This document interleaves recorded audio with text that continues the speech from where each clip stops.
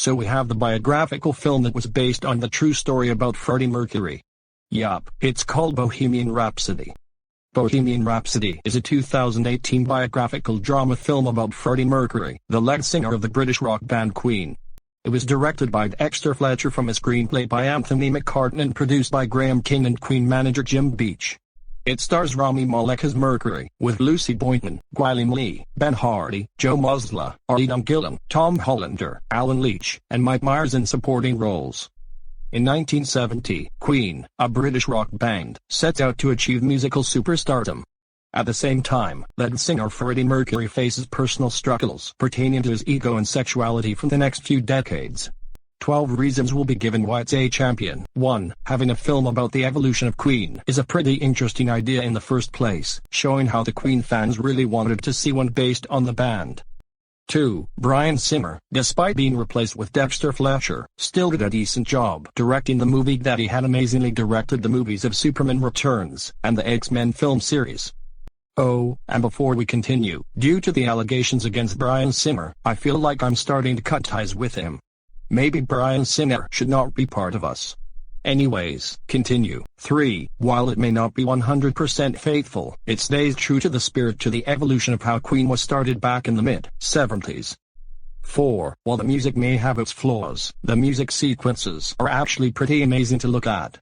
5. The acting was decent coming from actors such as Lucy Boynton, Gwilym Lee, Ben Hardy, and Joe Mosla. Rami Malek, in particular, was incredible as Freddie Mercury and portrayed him pretty well throughout the film. In fact, it won Malek an Academy Award for Best Actor. 6. Some of the recreation events during the evolution of Queen are actually true, as well as being decently done. Some examples include Freddie Mercury crediting his extra teeth for his voice. Featherstone and other people did exactly think that the song Bohemian Rhapsody was too long to be released. Freddie's relationship with Mary lasted throughout his life. 7. The 20th Century Fox's fanfare logo using the style of Queen at the beginning of the film, which was performed by Queen itself, is actually amazing. 8. Decent cinematography.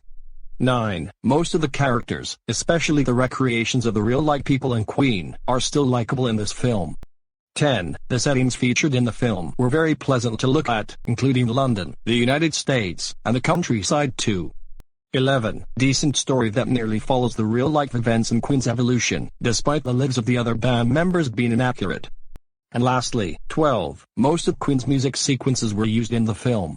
Best of all, it has a lot of the songs featured, including Killer Queen, Don't Stop Me Now, We'll Rock You, I Want to Break Free, Under Pressure, Radio Gaga, and many more. Oh, and just a big reminder, bad qualities will be shown. 1. At times, the portrayals of Mercury's sexuality and the lives of the other band members are fairly mediocre. The film decides to portray Mercury's sexuality and notorious party lifestyle as something to be embarrassed about for dramatic effect. 2. The film has a whole bunch of historical inaccuracies that show an infamous side of the movie. Here are some examples. Mercury wasn't diagnosed with HIV before Live Aid. Live Aid also wasn't a reunion either, as Queen never split up in real life, having finished the works took just 8 weeks prior. In reality, the time where Mercury was diagnosed with HIV is disputed, but it's said he was diagnosed around 1986 to 1987. The formation of Queen was not as simple as portrayed in the film. Mercury had known Tim Staffel from art college and had shown an interest in joining Smile, another band, before Staffel's departure. Mercury had also shared a flat with Roger Taylor before joining the band and had run a stall at Kensington Market with him. John Deacon was not the original bassist, but actually the fourth. The character of Ray Foster is fictional and loosely based on EMI chief Roy Featherstone. While Featherstone, along with others, did think that Bohemian Rhapsody was too long to be released as a single, he was a fan of the band. Also, Queen released numerous more albums and singles with EMI. Paul Prender did not become Mercury's pa until 1977. Some songs are out of chronological order. For example, We'll Rock You was written in 1977, not 1980. Also, when Queen toured America for the first time in 1974, Girls wasn't written until 1978, although the film shows them performing it in several U.S. cities. Mercury did not meet Mary on the same night he joined the band. Jim Hutton was not a server at one of Mercury's parties, but a hairdresser at a hotel, and they met at a nightclub. 3. The editing is pretty bad, as the scenes to jump from one significant moment to another without any flow. A particular example is in the scene where the Queen members meet John Reid, which has been widely considered to be the worst edited scene in the whole film. The scene lasts 104 seconds, but contains 60 cuts, making for an average shot lasting 1.8 seconds. There are even shots that serve no purpose whatsoever. Video essayist Thomas Flight has even posted a video arguing why the film is a masterclass in bad editing. However, despite all of this, the film managed to actually win an Oscar for Best Film Editing. 4. The pacing is rather too frantic. 5. While Rami Malek's performance as Freddie Mercury is still amazing for the time, his lip-syncing to the songs are awful. It doesn't help that the director tried to hide it by choosing different angles to hide his mouth. And lastly, 6. The film focuses on Mercury so much that it doesn't take the time to develop the other members of Queen. They just feel like secondary characters. In addition to that, it does not explore Freddie's background with his family, which was one of the reasons for being part of Queen. However, in the film, his family appears almost as a cameo. Bohemian Rhapsody received mixed reviews from critics, but was well received from fans of the band. While Malek's performance and the musical sequences were praised, the editing, singer's direction, and McCartney's screenplay, particularly the portrayal of Mercury's sexuality and the lives of the other band members, were criticized. On Rotten Tomatoes, it holds a 61% rating, based on 406 reviews, and an average rating of .110.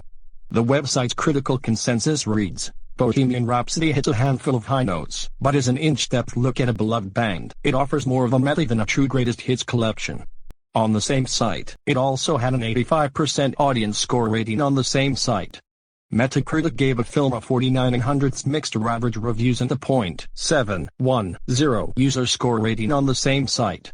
On IMDb, it holds an 0.8 rating. Bohemian Rhapsody grossed $216.4 million in the United States and Canada, and $687.3 million in other territories, for a total worldwide gross of $903.7 million, against a production budget of about $52 million. The film won 4 awards at the 91st Academy Awards, including Best Actor for Malek, Best Film Editing, Best Sound Editing and Best Sound Mixing. It was also nominated for Best Picture, but lost to Green Book. At the 76th Golden Globe Awards, the film was nominated for Best Actor, Motion Picture Drama, Rami Malek, and Best Motion Picture Drama, winning both. The first trailer for the film was released on May 15, 2018, garnering more than 5 million views in the first 24 hours. It eventually became the top trending video on YouTube during that time period.